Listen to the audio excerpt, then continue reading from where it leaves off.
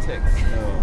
Do you want? I'd rather not. Have you ever voted before? No. Do you have any advice on who to vote on? It will not be Tory under any circumstances. It's like they're sat on top of the world down there. We're here struggling and they don't have a clue. We need something to be done on South Shore. There's nothing round here for anyone. I've lived here all my life. I've left twice and I've come back twice. So, very friendly place. Once it gets in your blood, you just can't get rid of it. And you don't want to talk about politics? Not politics, football, religion or money. Can we ask you about something else? About your outfit? This is my American dress. Yeah. One yanking it's off. Take care, you lot. Lovely, thanks. I was born with the plastic spoon in my mouth. I'm disillusioned with the major parties, to be honest. It's much of a muchness, and it's time to give some fresh people with fresh ideas and fresh initiatives an opportunity.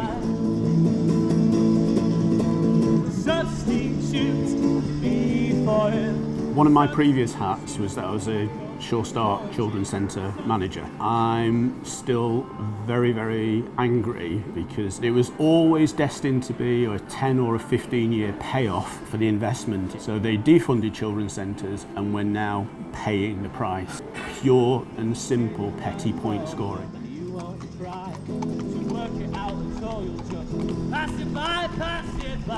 you think that has been badly affected by the cost of living crisis? Yes, I'd say it has. Seem to see more people begging and looking rather down and out now. The promenade isn't bad, but some of the streets just behind there, they're derelict almost. The levelling up needs to be distributed all across Blackpool, not just in the town centre. Blackpool is a town that has the deprivation, but the one thing they don't tell you about is it has a massive heart. I don't know of any regeneration that's gone on down here. Everything we've done here, we've done ourselves, but the reality of it is we can't afford to do any more than we're doing now.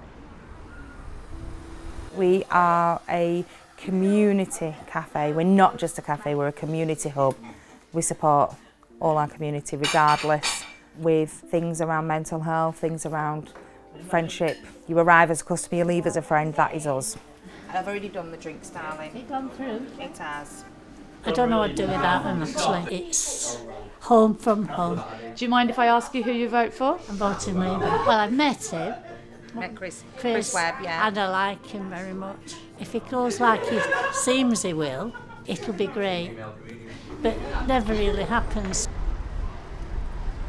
So I'm Blackpool born and bred. I deeply care about my hometown. We've seen a 30% increase in child poverty in this constituency in the last year alone. Over 11,000 kids are now in poverty. They're going to school hungry. £1.8 billion of cuts have happened to Blackpool Council since this government's come into play.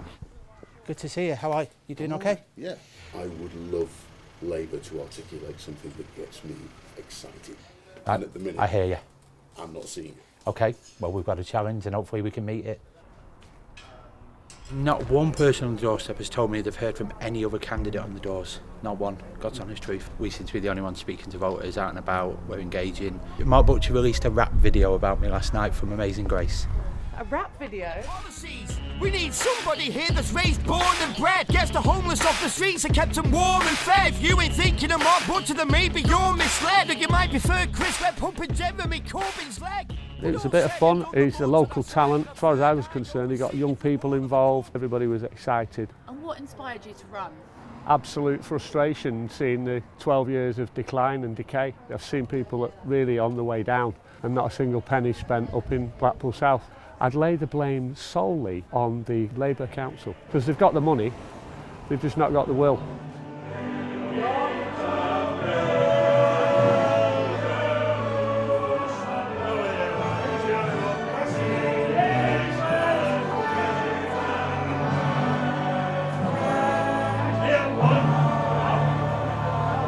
Not saying you're all fucking corrupt. Yes, corruption. You're all corrupt. There's great apathy on the doors.